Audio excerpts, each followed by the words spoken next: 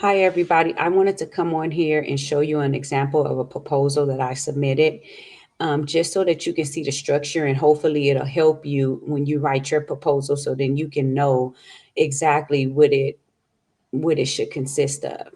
So let me give you a little insight on this specific solicitation. I found this solicitation and it said that the government needed two dogs, an explosive dog and a narcotics dog for the Sahara Army Depot. So I reached out to about 10 companies that offer this services. Now, I'm going to be honest with you, when you're reaching out to these people, not everybody is going to be in alignment. So you have to choose the person or the company that you know is good with communicating and a company that you know is reliable because they're going to have to perform these services, and especially if it's a contract that's for years, a 5-year contract or a 3-year contract, you want to know that you are able to do business with this company. So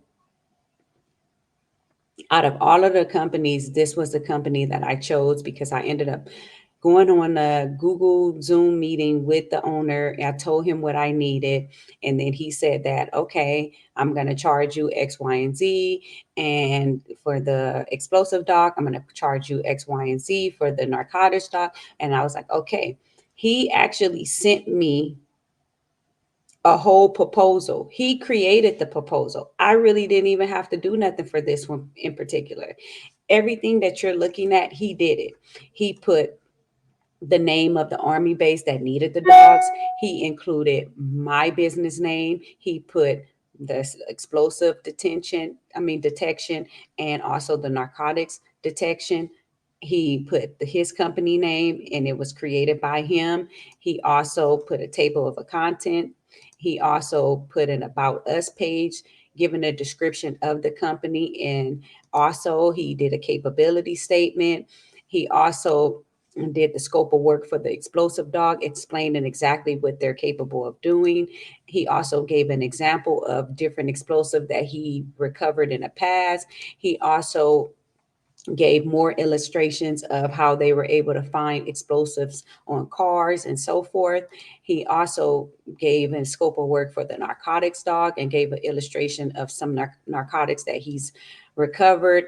Even on this page, he did the same thing. He also listed the certifications that the dogs have and the credentials. And then also he said why 3DK9, explaining specific details about the company and what their specialties are.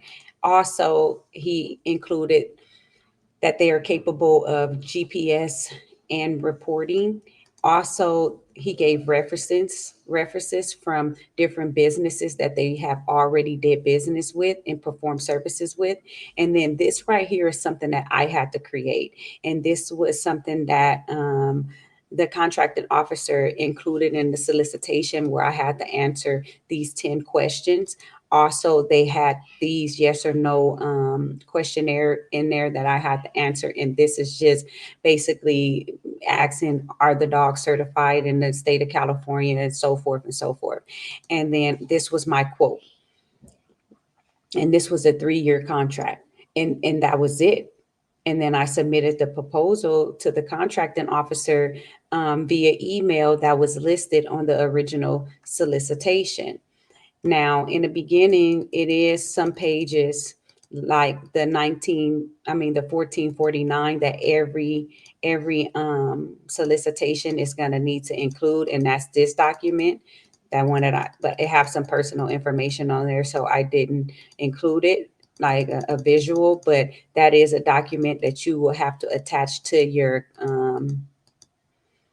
proposal. But other than that, it's really simple, and I know that government contracting can be intimidating, but it's really not that difficult once you understand the concept, because then you understand that you're capable of doing it. And go after the contracts that are less complicated, like the laundry contracts, the janitorial contracts, the catering contracts, and even contracts like this, where they just want two dogs for 3 years to come and perform a services certain days of the week and certain times of the week. I hope this video helped you in some type of way so that you'll have a better understanding when you start writing your proposals and make it a little easier for you. Yeah, you see this? It's just literally your credibility. You know, they want to know what you're capable of and what the dogs are capable of and a schedule and your past performance and why they should choose this company. And they don't mind you subcontracting it because like you see here, he put their name, my name, and then their company, and it was perfectly fine. So just don't overthink the process because then you'll end up not doing anything because you're overthinking, and just step into this new era in your life and go for it.